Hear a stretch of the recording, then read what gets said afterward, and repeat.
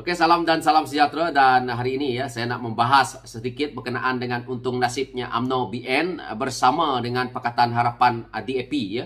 Yang mana perkara ini selalu dimomokkan oleh pimpinan PAS, pimpinan Bersatu, dalam isu mereka menyatakan bahawa seolah-olah DAP cuba untuk menguasai negara dan juga negeri.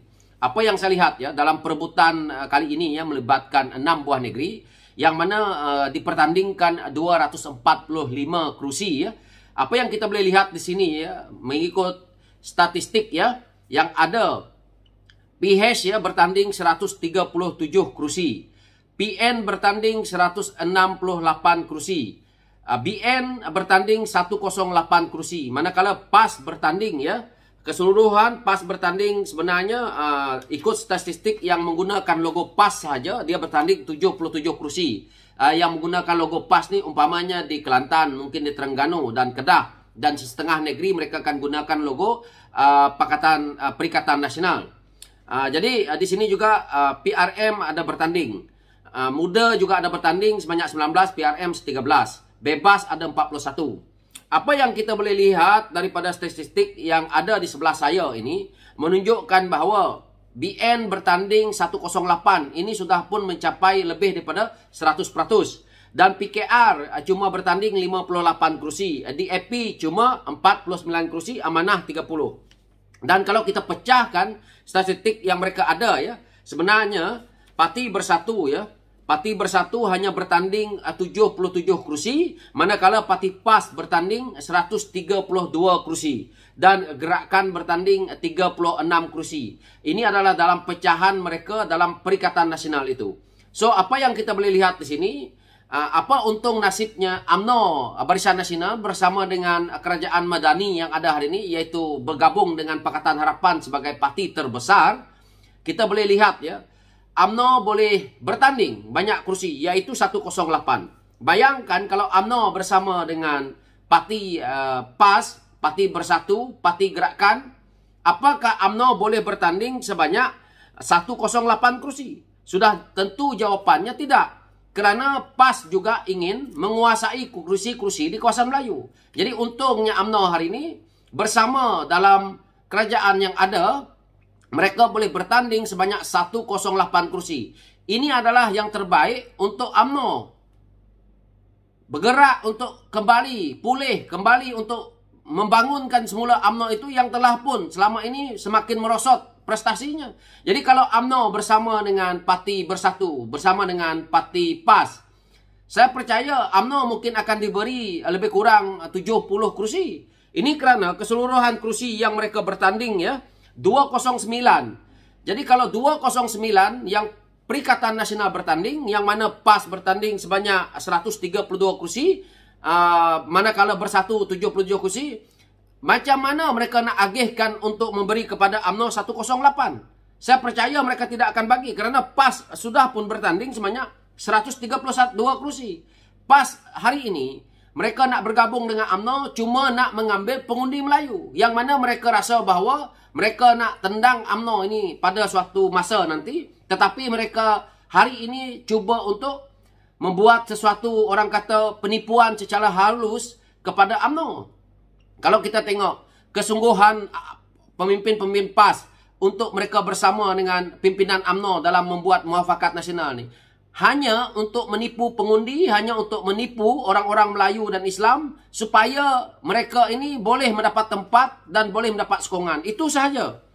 Hari ini UMNO bersama dengan kerajaan yang ada hari ini, iaitu Pakatan Harapan, kerusi totok-totok Melayu, saya percaya PKR dan juga DAP dan juga Amanah tidak mampu bertanding di semua kursi ini. Sebab itu kalau kita tengok, Amanah cuma bertanding 30 kursi, manakala DAP tidak mengganggu kursi kawasan Melayu. Begitu juga dengan PKR. Jadi apa dia yang kita boleh lihat daripada sini? Rupa-rupanya selama ini pemimpin PAS, pemimpin Bersatu, penipu. Mereka sebenarnya nak mengambil sokongan orang Melayu demi untuk menguatkan parti mereka, dan akhirnya mereka pelan-pelan untuk membunuh UMNO itu, dan akhirnya UMNO tidak mempunyai kekuatan dan akhirnya UMNO boleh terbubar. Jadi kalau rakyat, kalau orang Melayu sayangkan parti keramat ini, Apa pun terjadi, kamu orang kena undi UMNO nih. Untuk kamu orang sendiri. Pertahankan. Kita lihat, parti-parti yang lain. Mereka pertahankan PAS hari ini, menggunakan isu-isu perkauman dan agama demi untuk mereka menjaga parti mereka dan menguatkan parti mereka, dan mereka cuba sedaya upaya untuk menguasai semua negeri yang ada di Semenanjung ini. Terutamanya negeri yang mereka pimpin itu. Adakah PAS sanggup berbesar hati ataupun berlapang dada memberi banyak kursi kepada UMNO sekiranya bertanding di Kelantan, bertanding di Terengganu, bertanding di Kedah? Mereka tidak mau. Mereka akan mempertahankan pemimpin-pemimpin mereka yang ada di situ. Pemimpin mereka sendiri. Ini sebenarnya. Jadi hari ini mereka momokkan DAP. Kita tahu DAP cuma bertanding 49 kursi. Jauh. Macam mana DAP nak menguasai keseluruhan negeri ataupun keseluruhan negara?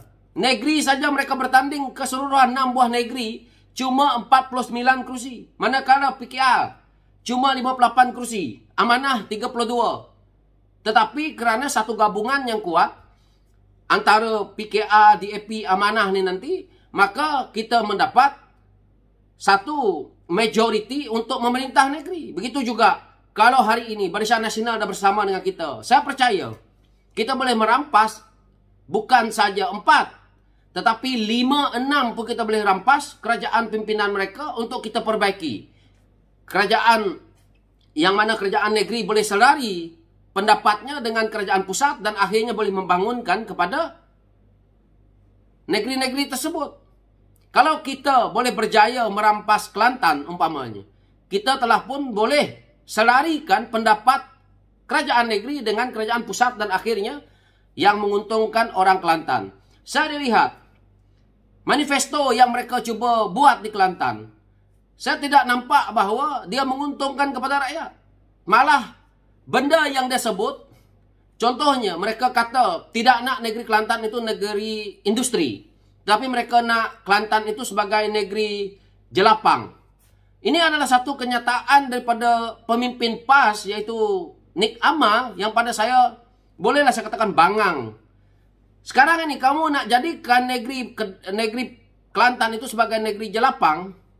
Bagaimana dengan peluang pekerjaan kepada anak muda? Tak gila ke? Apakah semua mereka ini bila sebut saja jelapang, ini menunjukkan bahawa penanaman padi ataupun yang samalah dengan padi ini, namanya penjelapang. Apakah peluang yang akan ada kepada anak-anak muda yang lain? Negara kita ini ataupun negeri itu perlu bergerak selari.